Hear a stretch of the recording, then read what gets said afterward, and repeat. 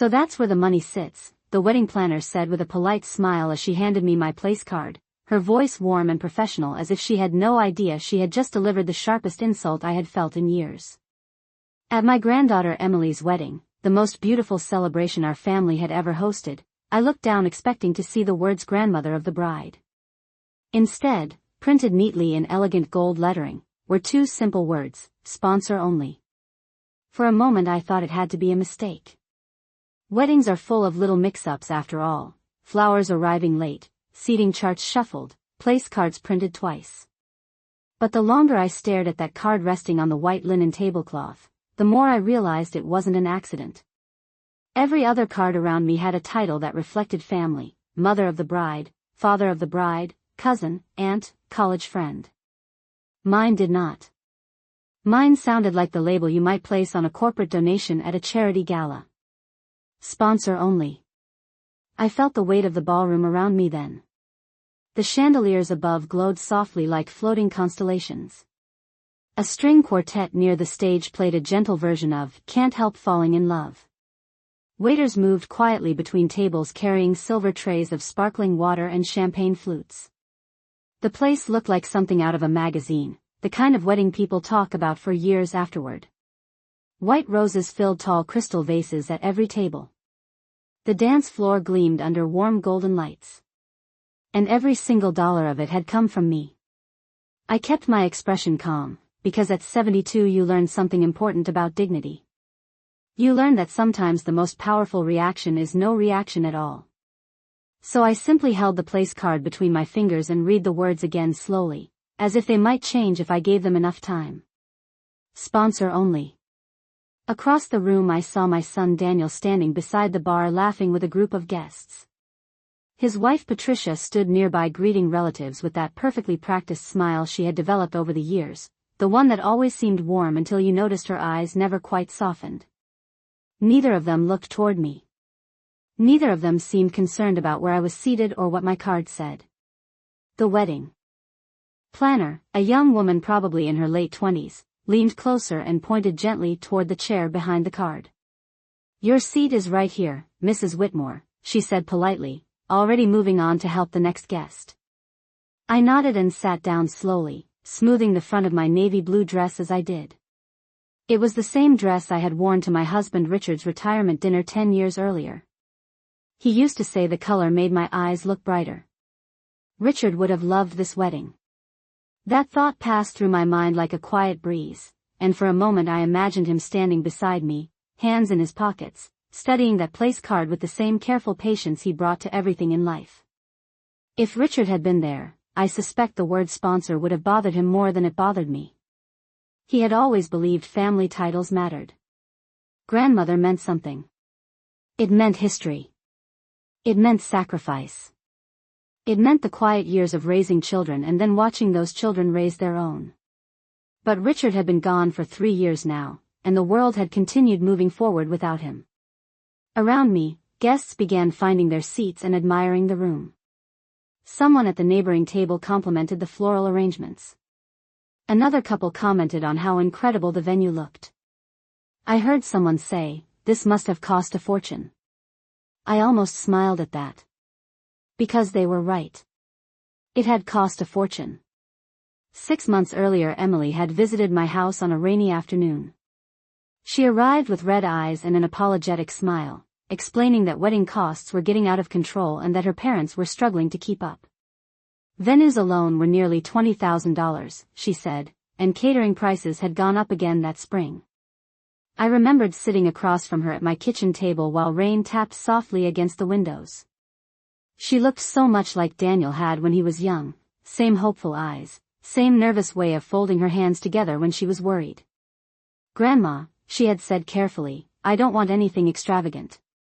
I just want a beautiful day." That was when I wrote the first check. After that, things moved quickly. The venue deposit. The catering. The florist. The photographer. Each time there was another unexpected expense, another adjustment to the budget, another polite phone call explaining why the cost had increased. I never complained. I never hesitated. Because this was my granddaughter's wedding, and I believed she deserved something special. Now I sat quietly in the ballroom watching guests admire decorations that my money had quietly created. The band began testing their instruments near the stage. Soft laughter floated through the room as friends reunited. And there, resting in front of me on the table like a small polished insult, was that card again. Sponsor only. I placed it gently beside my water glass and looked around the room once more. For a wedding funded by my generosity, it was remarkable how invisible I suddenly felt. Still, I said nothing. I simply folded my hands together in my lap and waited for the ceremony to begin. I remained seated while the ballroom slowly filled with voices and movement, and for a while no one seemed to notice me at all. Guests continued arriving through the tall glass doors at the far end of the hall, greeting one another with the cheerful excitement that weddings always seem to bring. I watched coats being handed to attendants, heard laughter echo softly across the polished marble floor near the entrance, and listened as the musicians near the stage adjusted their instruments one final time. The entire room carried that hopeful anticipation that comes before a ceremony begins, the quiet understanding that something important is about to happen. I folded my hands gently in my lap and allowed my eyes to move across the room again, slowly this time, noticing details I had not paid attention to before. The place cards at the nearby table displayed familiar names from Daniel's side of the family. My sister Margaret sat 2 tables away with her husband Charles, both smiling warmly as they spoke with relatives I had not seen in years. Emily's college friends gathered near the dance floor, their bright dresses catching the light from the chandeliers above. At the front of the room stood the raised floral arch where the ceremony would soon take place, decorated with cascading white roses and delicate strands of ivy that the florist had insisted would photograph beautifully. I remembered the conversation we had during the planning meeting when she described exactly how she envisioned that arrangement. She had shown me sketches on a tablet and explained how the roses would soften the room and give the entire ceremony a timeless look. At the time I had simply nodded and told her to proceed with whatever design Emily preferred. That was how the planning had gone from the very beginning. Each vendor had come to me eventually, each contract placed quietly in front of me with careful explanations about deposits, payment schedules, and additional upgrades that might make the event even more special. I had listened patiently every time, signing documents and writing checks with the calm confidence of someone who believed she was helping create one of the most important days in her granddaughter's life. Across the ballroom I saw Emily herself standing near the bridal suite doors speaking with her maid of honor. Even from a distance I could see how radiant she looked in her wedding gown. The dress shimmered gently whenever she moved, catching the light in a way that made the entire room seem to brighten around her. For a moment the place card in front of me did not matter. In that moment I simply saw my granddaughter on the day she had dreamed about since she was a little girl arranging plastic flowers in her childhood bedroom. I remembered those afternoons clearly. Emily would sit on the carpet surrounded by toy dolls and pretend they were wedding guests while she explained exactly how the ceremony would unfold. She always insisted that her grandmother would sit in the front row because, in her words, Grandma always makes everything happen. Children have a way of saying things that sound simple but carry more truth than they realize. A soft voice interrupted my thoughts. "Mom, there you are," Daniel said as he approached my table. He adjusted the cuff of his jacket while glancing around the ballroom with visible satisfaction. "Pretty impressive, right?" he added proudly. I nodded politely. "It is beautiful," I replied. My son's smile widened slightly as he looked across the room toward the floral arch and the band preparing their instruments. "Emily deserves something special," he said. "Patricia worked very hard organizing everything." I noticed that he did not mention the checks that had quietly covered every contract involved in creating that beauty. That omission did not surprise me. Over the past several years Daniel had developed a habit of speaking about family achievements as though they had appeared naturally, without financial realities or difficult decisions behind them. Patricia joined him a moment later, carrying a clipboard that suggested she had been directing staff throughout the afternoon. She greeted me with a brief smile that was perfectly polite yet somehow distant. "I hope you found your seat comfortably," she said. Her eyes briefly flicked toward the place card beside my glass before returning to Daniel. The seating chart was a bit complicated with so many guests. Her tone was light and professional, the same voice she often used when speaking to event coordinators or hotel managers. I glanced down at the card again for a second before looking back up at her. "Yes," I said calmly, "I found it." Patricia nodded once, apparently satisfied with that answer, then turned her attention to the next task waiting somewhere across the room. Daniel followed her a moment later, already discussing the timing of the ceremony and the arrival of additional guests. Their conversation faded into the general hum of the ballroom as they walked away. I sat quietly again, noticing how easily they had both moved past the small card resting on my table. Perhaps they believed the title printed on it was harmless. Perhaps they had convinced themselves it was even complimentary, a subtle acknowledgement that my financial support had helped make the evening possible. But titles matter in families, even small ones printed on elegant paper. They shape how people see one another. They quietly define belonging. Around me the room continued filling with celebration. Glasses clinked softly as waiters served sparkling cider and champagne. Guests leaned across tables sharing stories and admiring the decorations. From where I sat I could hear someone praising the quality of the catering menu and another guest remarking that the venue must have been reserved years in advance. I listened without speaking, absorbing each comment with quiet patience. Because as the evening unfolded, one realization became clearer with every passing minute. Everyone in that ballroom was enjoying the wedding that I had helped create. Everyone except the woman whose seat card suggested she was only there to pay for it. The ceremony began a few minutes later when the music shifted and the gentle hum of conversation slowly faded into respectful silence. Guests stood from their chairs as the first bridesmaids appeared at the entrance of the ballroom, each walking carefully down the aisle with soft smiles and steady steps. I stood as well, smoothing the fabric of my dress while watching the procession move forward beneath the warm golden lights hanging above the aisle. It was a beautiful moment, the kind people imagine when they picture weddings that families will talk about for generations. The music floated softly through the room, and for a moment the earlier discomfort about the place card faded behind the larger meaning of the day. Emily entered last, walking beside her father while the string quartet played a slow and familiar melody. Several guests quietly dabbed their eyes, and I could hear someone behind me whisper that she looked absolutely radiant. She truly did. Her gown shimmered gently as she walked, the long train moving smoothly behind her like a wave of white silk. Daniel stood at the front of the aisle waiting beside the officiant, his expression proud and emotional in the way fathers often look on days like this. Patricia sat in the front row with her hands folded neatly, her posture straight and composed as she watched her daughter approach. The ceremony itself was simple and sincere. The officiant spoke about commitment, patience, and the importance of family support in building a lasting marriage. As he spoke those words I found myself listening more carefully than I expected, perhaps because the idea of family support carried a meaning that few people in that room fully understood. Weddings are always full of speeches about love and unity, but behind every beautiful celebration there are quieter stories about who made that moment possible. I listened politely while the vows were exchanged and the rings were placed gently on waiting hands. When the officiant finally announced that the couple was married, the entire room erupted into applause. Glasses clinked, people cheered warmly, and the band transitioned smoothly into a brighter tune that signaled the beginning of the reception. Guests began returning to their seats while the newly married couple disappeared briefly to prepare for photographs. I sat down again at my table and reached for the glass of water that had been placed beside my plate earlier. The place card remained exactly where I had left it, resting beside the glass with its neat gold lettering visible to anyone who happened to glance at it. Sponsor only. It still seemed like such an odd phrase to place at a family wedding.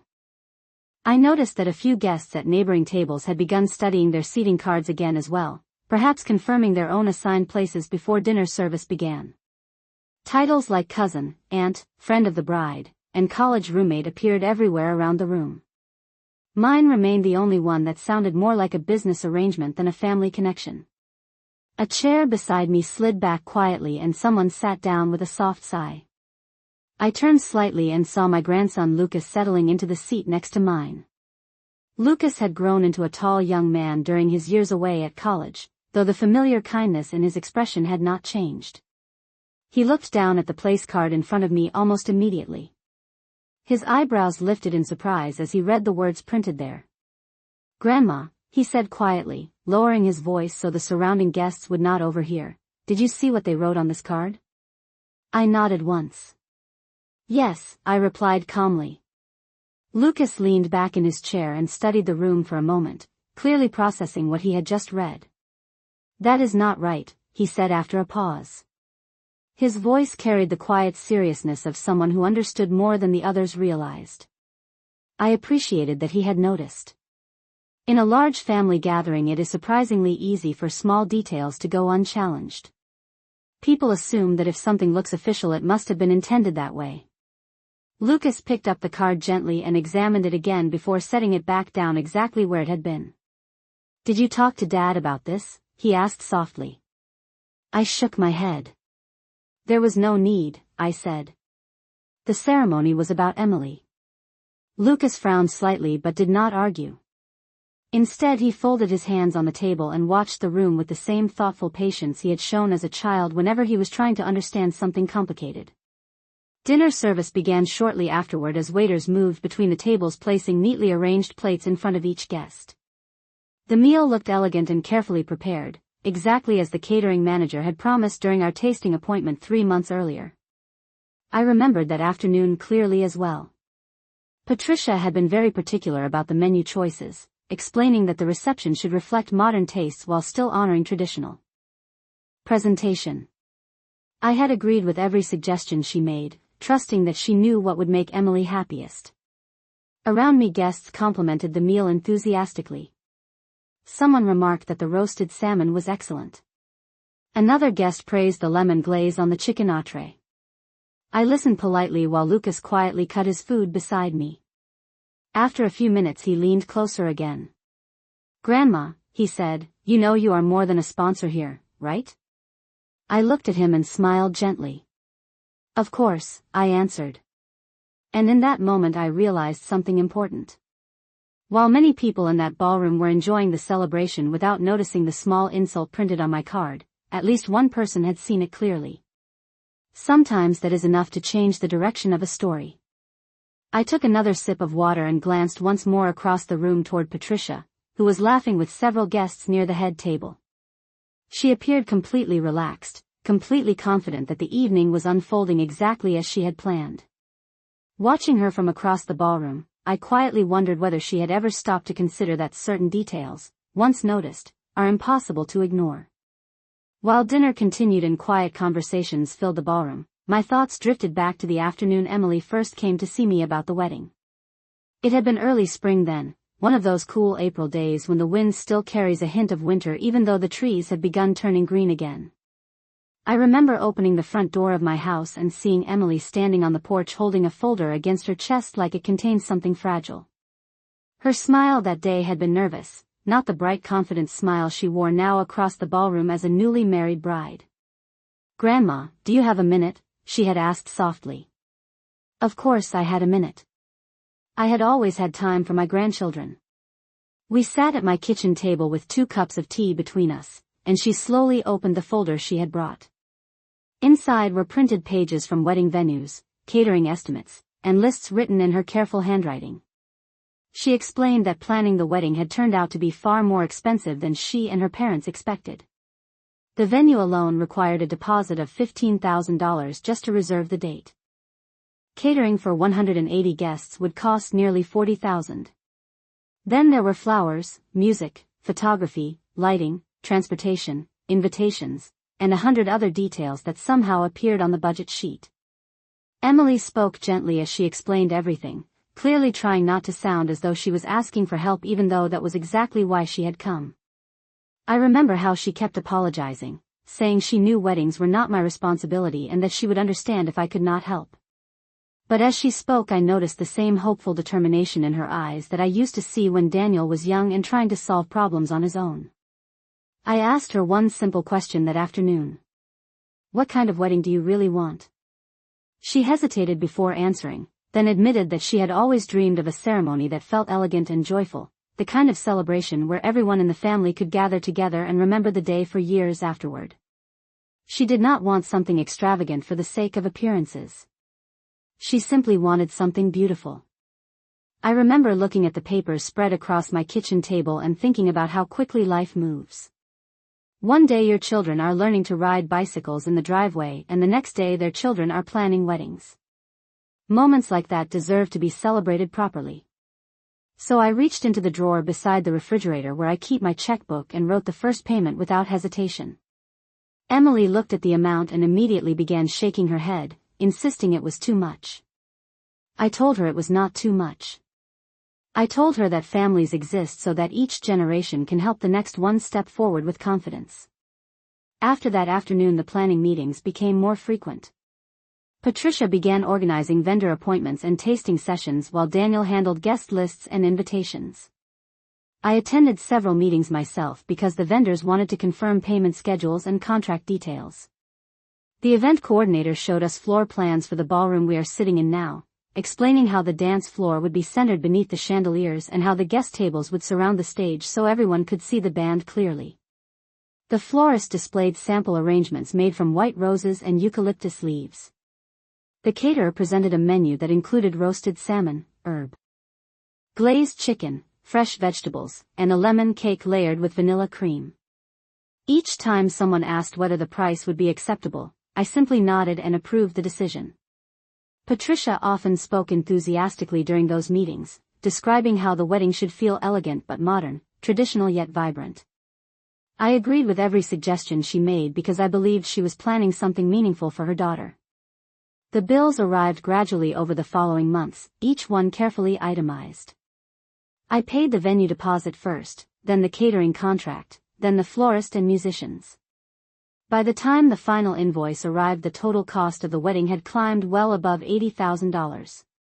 I never mentioned the amount to anyone because that number was not the point. The point was giving Emily the day she had dreamed about since childhood. Back in the ballroom I watched guests continue enjoying the meal that had been planned during those meetings. Lucas was speaking quietly with another cousin beside me while waiters cleared the dinner plates and prepared the tables for dessert service. At the head table Emily and her new husband laughed together as guests approached to offer congratulations. Patricia stood nearby greeting relatives and accepting compliments about the beauty of the event. I noticed several people praising her organizational skills, telling her she must have worked tirelessly to make the evening so perfect. She smiled politely each time and accepted the praise with graceful confidence. I do not believe she once mentioned the checks that had quietly covered every arrangement being admired tonight. My eyes drifted again to the place card resting beside my water glass. Sponsor only. I thought about the afternoon in my kitchen when Emily first asked for help and about the many meetings that followed. I thought about the vendors who shook my hand and thanked me for supporting such a wonderful celebration. In every conversation back then I had been addressed as Emily's grandmother. Tonight, somehow, that title had disappeared. Yet as I watched the joy unfolding around the room, I also realized something else. True roles in a family are not defined by printed cards on a table. They are defined by actions taken quietly long before the music begins and the guests arrive. And no matter what that small card suggested, the truth about who made this wedding possible was something that could not be rewritten quite so easily. After the plates were cleared and dessert was served, the energy in the ballroom began to shift into the familiar rhythm of a wedding reception. The band started playing a slower song as guests rose from their chairs and drifted toward the dance floor. Laughter grew louder, conversations overlapped, and the formal structure of the evening softened into something more relaxed. I remained seated for a moment longer, watching the room carefully the way people do when they are trying to understand more than what is being said aloud. Lucas had stepped away to greet several cousins, leaving me alone again with the quiet card resting beside my glass. Sponsor only. I picked it up gently between my fingers and studied the elegant gold lettering once more. It was printed on thick ivory paper, professionally designed, the kind of detail wedding planners proudly include in luxury receptions. Someone had approved that wording. Someone had looked at that card during the final seating review and decided that those two words were exactly how I should be identified tonight.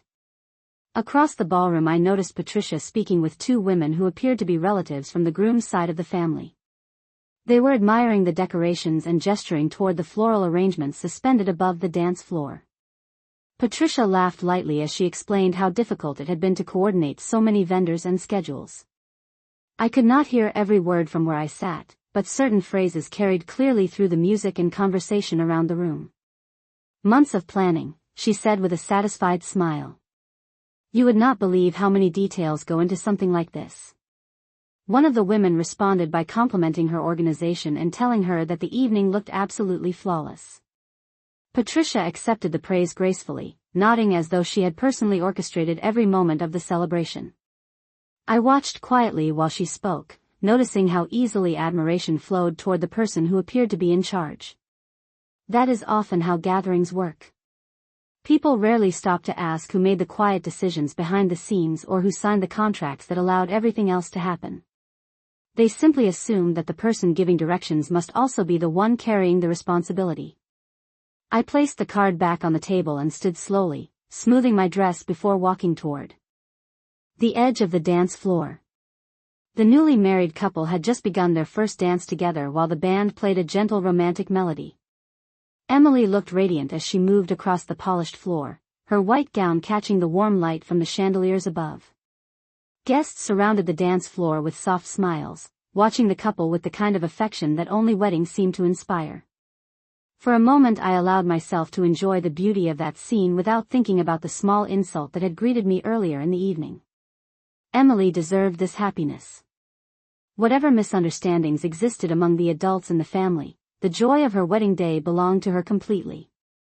Lucas returned a few minutes later and stood beside me as we watched the dance. It is beautiful, he said quietly. I nodded in agreement. Yes, I replied, it is. After the first dance ended, the band transitioned into a livelier song and guests began joining the couple on the floor. Conversations resumed around the room as people moved between tables, greeting relatives and introducing friends to one another. I stepped aside to allow a group of younger guests to pass, and as I did I found myself standing closer to the head table where Patricia had been speaking earlier. Her voice drifted toward me again as she continued chatting with several guests. We had to be very strategic with the budget, she explained confidently. Large weddings can become expensive very quickly. One of the guests asked how they managed to organize such an elaborate event. Patricia laughed lightly before answering. Fortunately, we had some financial support from family, she said. But the real challenge was coordinating everything. The way she spoke made the support sound like a small footnote rather than the foundation of the entire celebration. I remained silent where I stood, listening without interrupting. There was no bitterness in the moment, only a growing clarity about how the evening had been arranged. The seating card, the conversations, the careful way certain details were acknowledged while others were quietly minimized. When you reach my age, you learn that patterns reveal themselves slowly, like pieces of a puzzle settling into place. Lucas must have sensed the direction of my thoughts because he glanced at me again with concern. Grandma, he said softly, are you all right? I smiled gently to reassure him. Of course, I answered. And in that moment I truly meant it. Because the longer I observed the celebration unfolding around me, the more certain I became about something important. Recognition in a family does not always arrive through public speeches or printed titles. Sometimes it arrives through understanding exactly how events came together and who quietly held the pieces in place. As the music grew louder and more guests joined the dancing, I turned my eyes once more toward the head table where Patricia stood confidently greeting another group of relatives. She looked completely comfortable in the role she had chosen for the evening, accepting admiration and compliments with polished ease. Watching her from across the ballroom, I realized she believed the story of this wedding had already been written. She believed the celebration belonged entirely to her careful planning and months of organization. But stories have a way of revealing their deeper truths with time, especially when certain details have been overlooked. And as the music played and the guests continued enjoying the reception, I found myself thinking about the quiet documents, agreements, and signatures that had made this entire evening possible in the first place. The music grew louder as the evening moved deeper into celebration, and the dance floor slowly filled with guests who were eager to join the newly married couple. Laughter drifted across the ballroom in warm waves, and the band began playing a series of upbeat songs that encouraged even the shyest relatives to step forward and dance. I remained near the edge of the room for a moment, observing everything quietly the way I had done throughout most of my life. There is something about watching rather than speaking that allows you to notice details other people miss. Across the dance floor, Patricia continued greeting guests with her confident smile, moving easily from one conversation to the next as if she had personally orchestrated every joyful moment unfolding around her.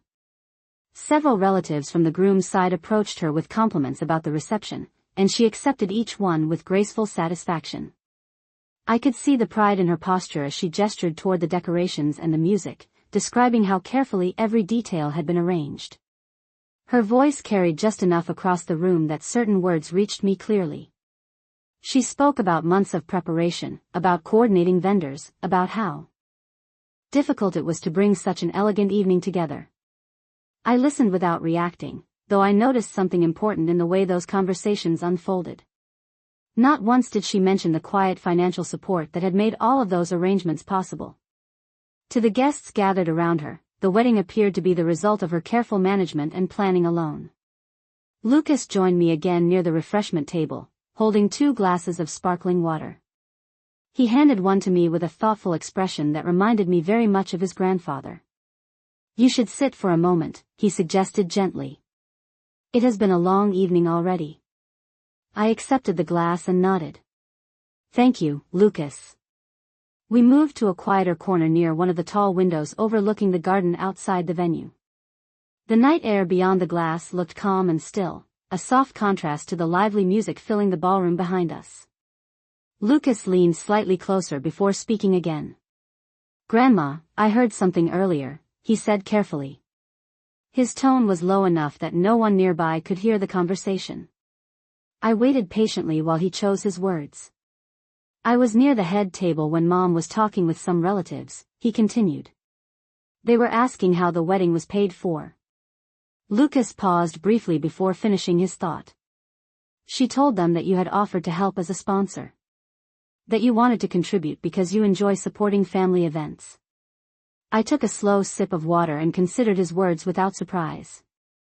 The phrase sponsor had clearly traveled beyond the small card at my table.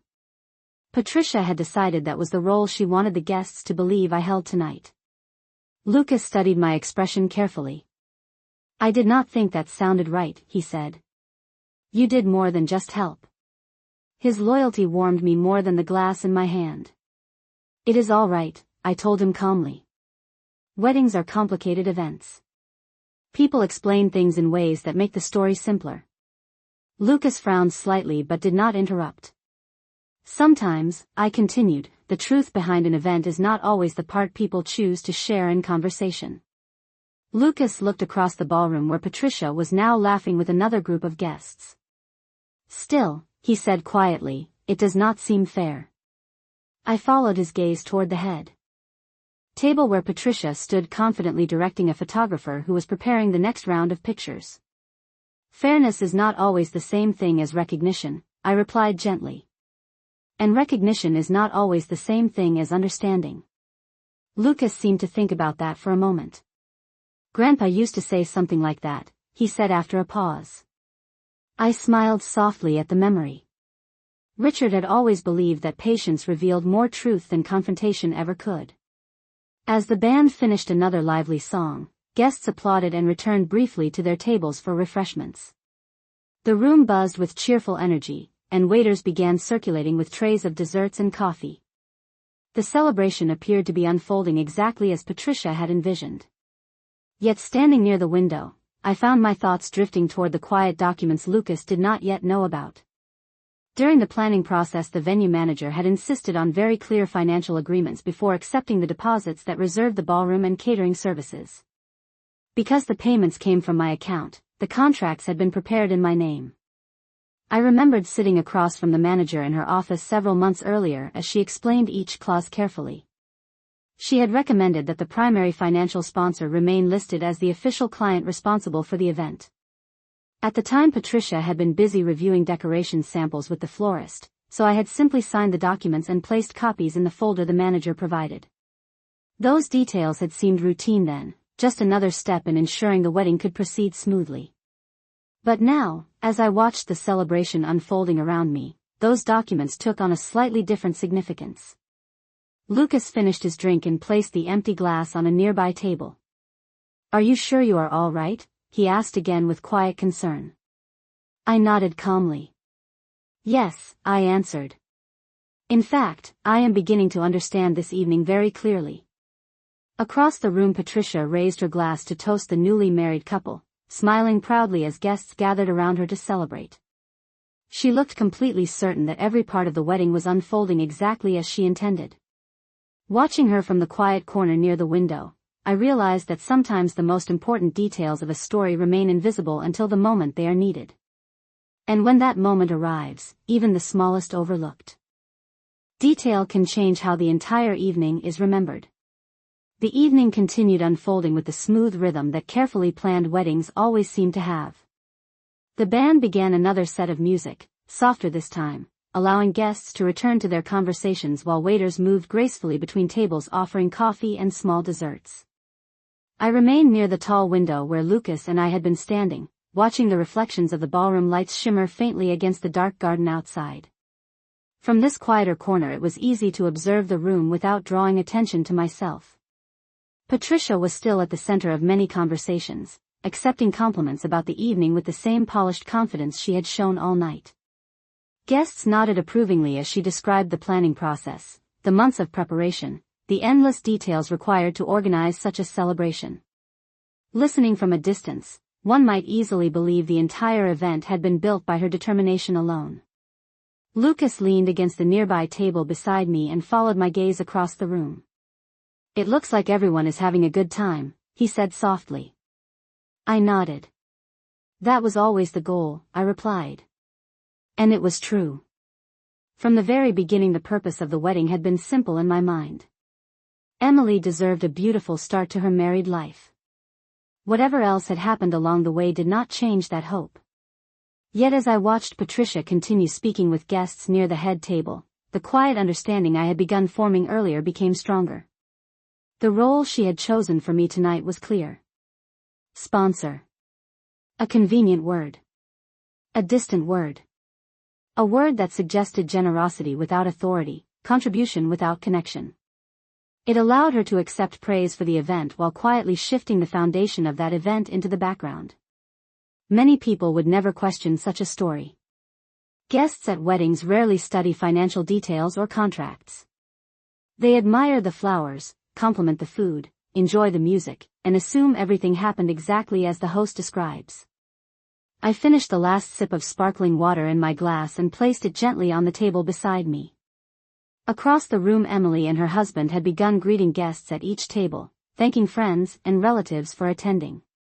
Her smile looked genuine and joyful, untouched by the subtle tensions unfolding among the older members of the family. I was grateful for that. A bride should remember laughter and warmth from her wedding day, not quiet disputes about credit or gratitude. Lucas glanced at me again. "You seem very calm about all of this," he said. His voice carried a mixture of curiosity and admiration. I smiled slightly at the observation. "Age has a way of teaching patience," I answered. "When you have lived long enough you learn that certain situations explain themselves if you give them time." Lucas considered that for a moment before asking another question. "Are you thinking about those documents you mentioned earlier?" I turned my attention back to the dance floor ere the band had begun playing a familiar melody that encouraged couples to return and dance again. "Yes," I said quietly. "Among other things." Lucas did not speak, but his expression made it clear he understood that the evening held more layers than most of the guests realized. During the planning months I had attended several meetings with the venue manager and the catering coordinator. Each time they had insisted on detailed agreements before finalizing arrangements. Because the payments came directly from my account, those agreements listed me as the official contracting client responsible for the event. At the time Patricia had been more focused on color palettes, seating layouts, and music selections. She had left the paperwork to the venue staff and to me. That decision had seemed perfectly reasonable then. Many people prefer to concentrate on the visible parts of a celebration rather than the technical ones. But legal documents have a quiet way of preserving the truth about how an event is organized. Across the ballroom, the master of ceremonies stepped onto the stage and tapped the microphone lightly, signaling that a short series of speeches would begin soon.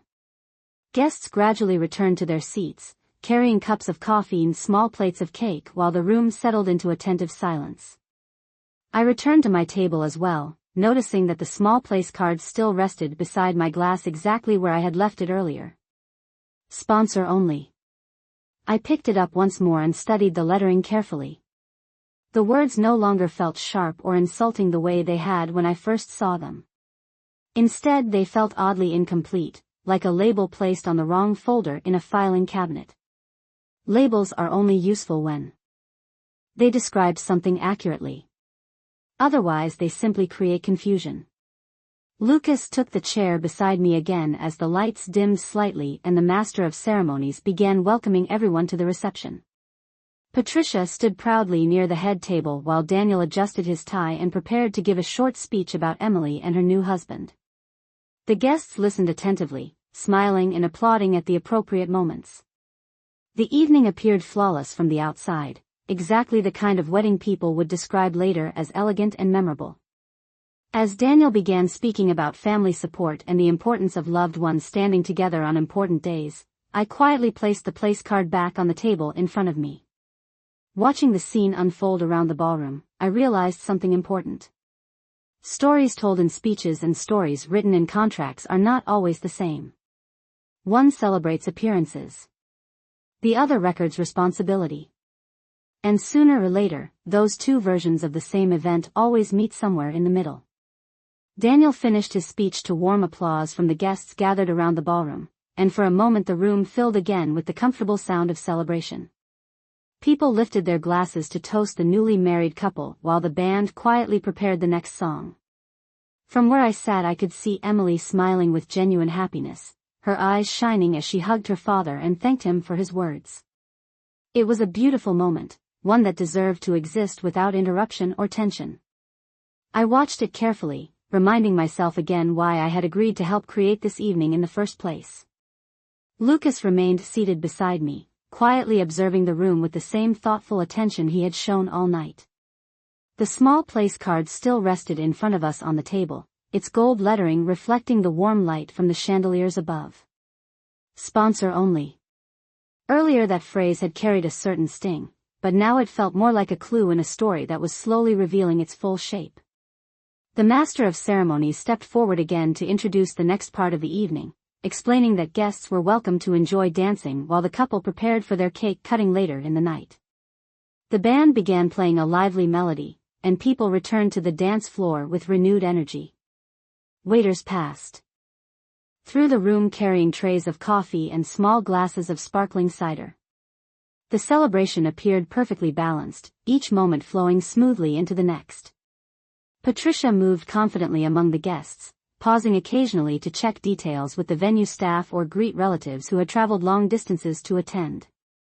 Her posture suggested complete satisfaction with the success of the evening. She had every reason to feel that way. From a guest's perspective, the wedding looked flawless. The decorations were elegant, the music was lively, and the atmosphere carried the warm excitement that weddings are meant to inspire. Yet as I sat quietly watching the room, another thought began forming with increasing clarity. Patricia believed the evening belonged entirely to her careful planning. She believed the story being told by the speeches and compliments would remain the only version anyone remembered. Lucas leaned slightly closer to me. "You are thinking again," he said gently. I smiled at the observation. "Yes," I answered. "Sometimes the quietest moments reveal the most important details." I glanced briefly toward the entrance of the ballroom where the venue manager stood speaking with one of her assistants. She was the same woman who had guided us through the contracts months earlier, the one who had explained each clause with professional precision while Patricia focused on selecting linens and centerpieces. At the time, those discussions had seemed routine, simply another step in organizing a large event. But legal documents have a way of preserving clarity long after conversations fade. Lucas followed my gaze toward the entrance. "Is that the manager you mentioned before?" he asked quietly. I nodded. "Yes. She is the one who finalized the agreements for the ballroom and catering." Lucas considered that information thoughtfully. "And those agreements are under your name?" he asked. "Yes," I replied calmly. The realization seemed to settle slowly in his expression. He understood enough about contracts to recognize what that meant. Across the ballroom, Patricia laughed brightly as another guest congratulated her on organizing such a magnificent celebration. The compliment appeared to please her greatly.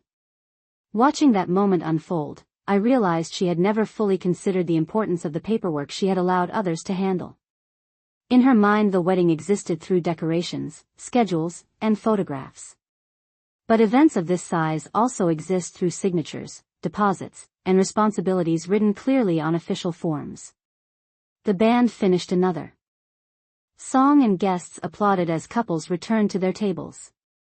I lifted the place card again and studied it for a moment before setting it back down gently. Sponsor only. The phrase no longer bothered me at all.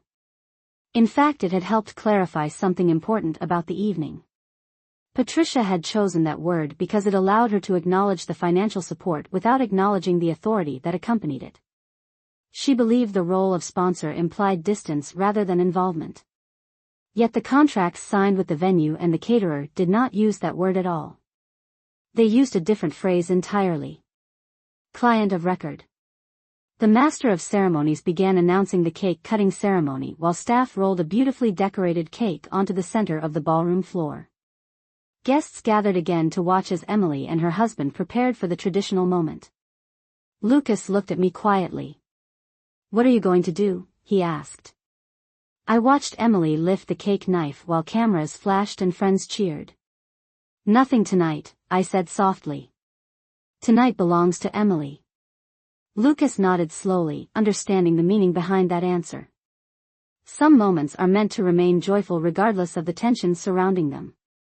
The cake was cut amid laughter and applause, and slices were soon carried to the tables. Patricia continued greeting guests with visible pride, completely confident that the evening had unfolded exactly according to her expectations. But as I sat calmly watching the celebration continue, I knew something she had overlooked. Titles printed on place cards may shape how guests see a moment, but they do not change the reality written in official agreements. And sooner or later, every story must reconcile the difference between appearance and responsibility. The celebration continued late into the evening as the band played another cheerful song and guests filled the dance floor once again. The laughter in the ballroom sounded warm and genuine, and for a moment it seemed as though the entire room existed inside a small world of music, conversation, and celebration. Emily and her husband moved easily among their friends, thanking guests for coming and smiling for photographs that would one day become framed memories on living room walls. From the outside, everything about the night appeared perfect. I sat quietly at my table with Lucas beside me, watching the room with calm patience. The small place card still rested near my plate, its gold lettering catching the light whenever someone walked past. Sponsor only.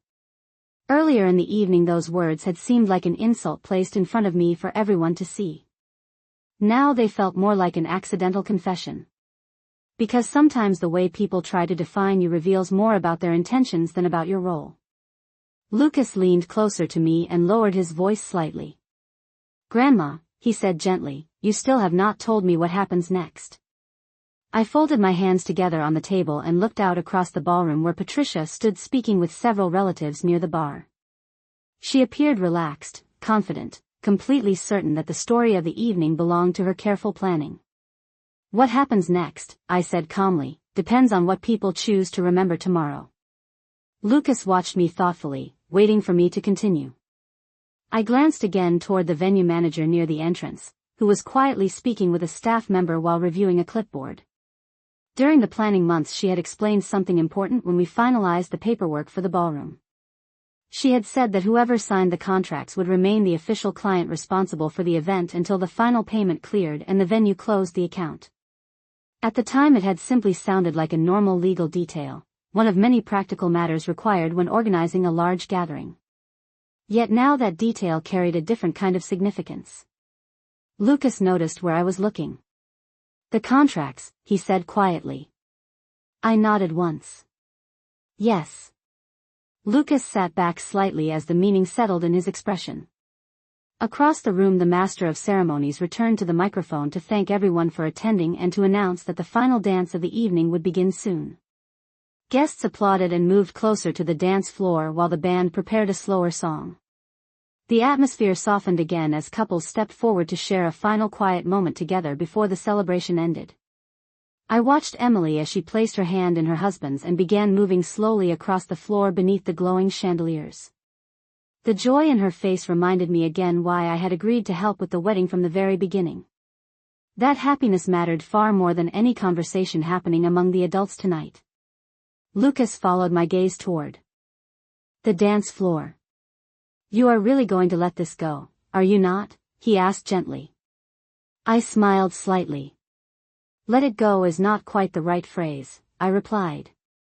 "Sometimes the best response is simply patience." The music filled the ballroom with a soft melody while guests watched the final dance unfold. Patricia stood near the head table with her arms folded, smiling proudly as though the entire evening had confirmed everything she believed about her role in organizing it. Several guests approached her again with compliments about the decorations, the music, and the atmosphere she had created. She accepted their praise graciously, thanking them and describing how challenging it had been to coordinate every detail. Listening from across the room, one might easily assume that the story of the wedding was already complete. But stories about responsibility do not always end on the same night they begin. I lifted the place card one last time and studied the words printed on its surface. Sponsor only. It was a simple label, chosen perhaps to sound polite or convenient. Yet labels do not change the truth about how events are built. They only describe what someone hopes others will believe. Lucas watched quietly as I set the card back down on the table.